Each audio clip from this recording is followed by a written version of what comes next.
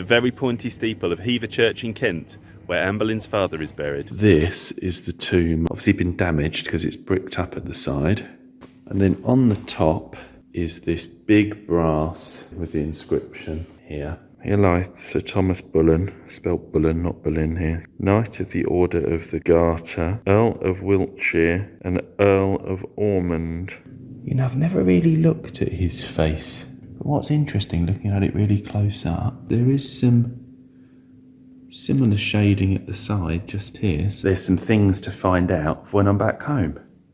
I do not think that the brass of Thomas Boleyn was made in 1538-9, and I'm trying to prove or disprove that theory. We can see all this shading, and I do not think this is characteristic of a brass of this time. It's got a border around it. It's got these rather memorable shaped sides. So I want to see if I can find any lettering like this on other brasses for the period.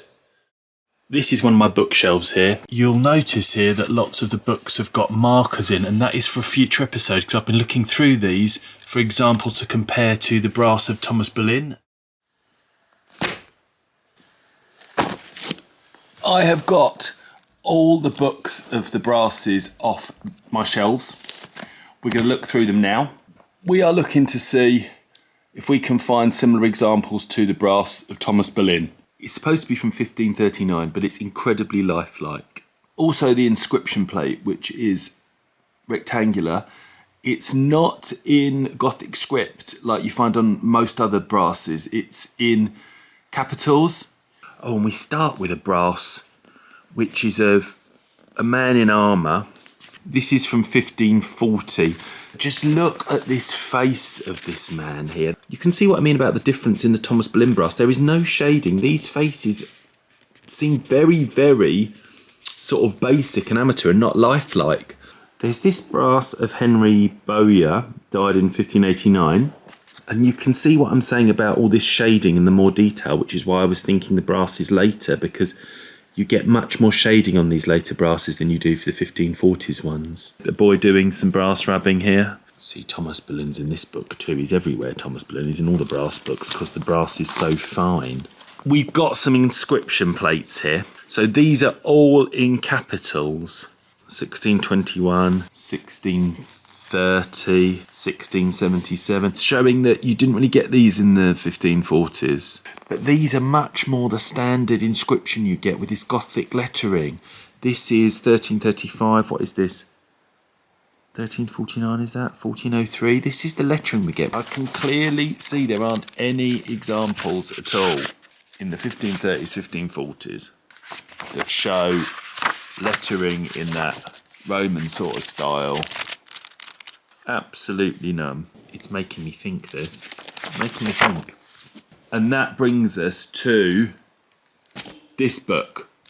This book goes through the brasses in like chronological order, so it's really, really good to see. And we've got this one here from 1538. This is basically bang on when Thomas Boleyn died. But you look at their two faces here, figures cut out, and then you look at Thomas Boleyn's face.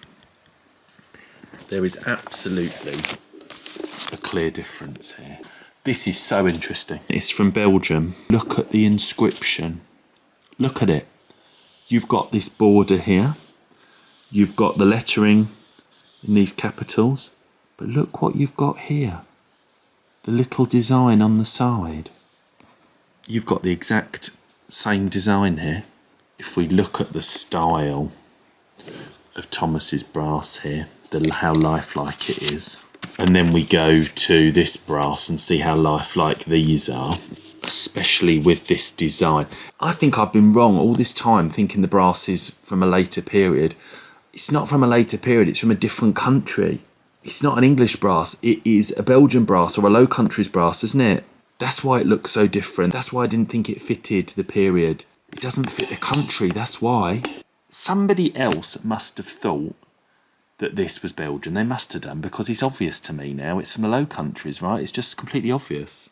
Is there anything on the internet? Let's have a look at that next. Garter brasses. Does this talk about it? What's this one? Garter brasses.